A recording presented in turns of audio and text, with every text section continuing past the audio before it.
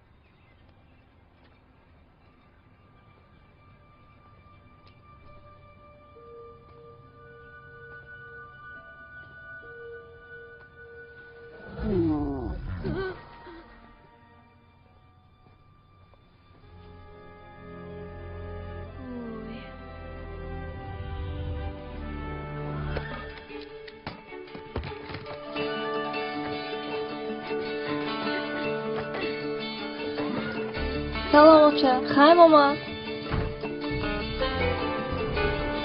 بخشید را تا طرف دستم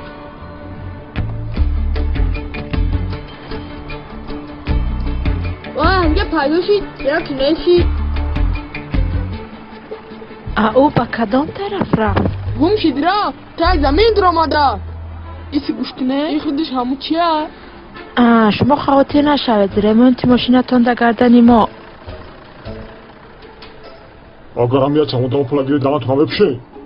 یادو نشویدی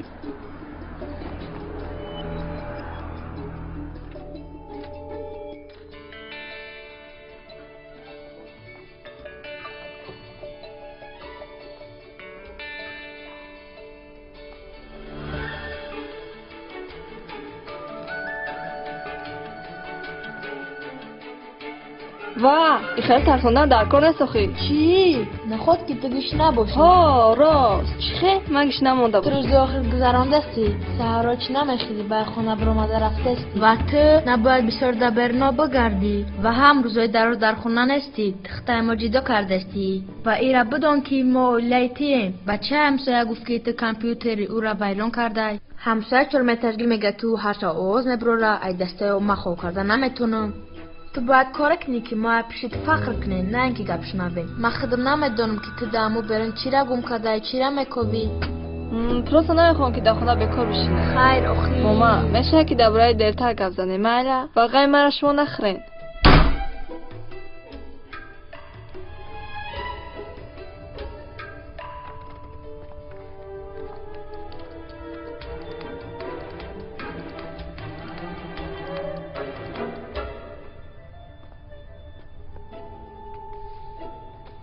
Эй, мальчик.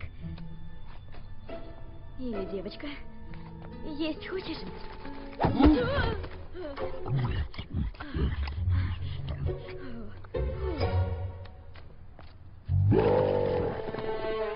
فو ها تو انیق بچه ای